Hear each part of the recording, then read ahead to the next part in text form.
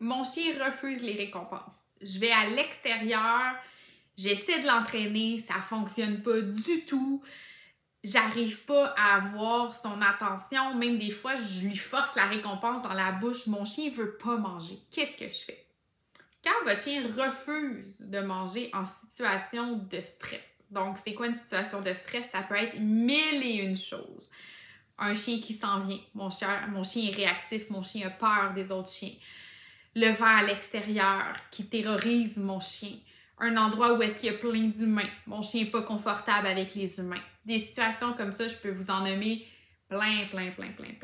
Quand votre chien refuse de manger, c'est que le stress est trop élevé.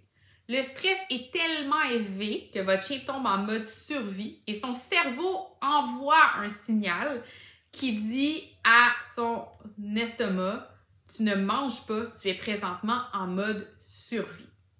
Souvent, les clients qui ont tenté beaucoup de choses vont me dire: j'ai bien essayé de lancer des croquettes quand il y avait un chien qui passait, mais mon chien refuse de les manger. Effectivement, votre chien est beaucoup trop stressé pour présentement être capable de manger.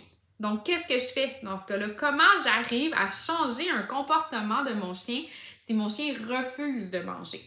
Il y a plusieurs solutions. Donc, peut-être que le renforçateur à ce moment-là n'est pas bien choisi. Peut-être que je vais devoir choisir un autre renforçateur. Peut-être que la récompense que j'ai à ce moment-là, elle n'est pas assez appétissante. C'est peut-être pas quelque chose qui va permettre à mon chien de passer par-dessus sa peur. Est-ce que ma distance par rapport à mon trigger, par rapport à mon stimuli, mon élément déclencheur est assez loin? Si cette distance-là n'est pas respectée, tout de suite, votre chien va tomber dans ses mécanismes de défense. Donc, il faut bien évaluer la situation avant de dire que ça ne marche pas. Ça ne marche sûrement pas parce que vous n'avez sûrement pas la bonne formule pour que ça puisse fonctionner. Premièrement, on va s'assurer que le chien n'a pas de problème médical. Donc, si mon chien a un problème médical, c'est sûr qu'il risque de refuser de ne pas manger les récompenses en période d'entraînement. Donc, c'est votre première étape.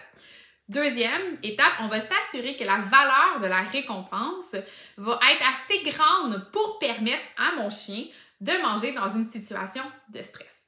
Troisième étape, on va s'assurer de prendre le maximum de distance par rapport à l'élément déclencheur pour s'assurer que mon chien ne soit plus dans ses mécanismes de défense, mais qu'il soit capable de répondre à ce que je lui demande.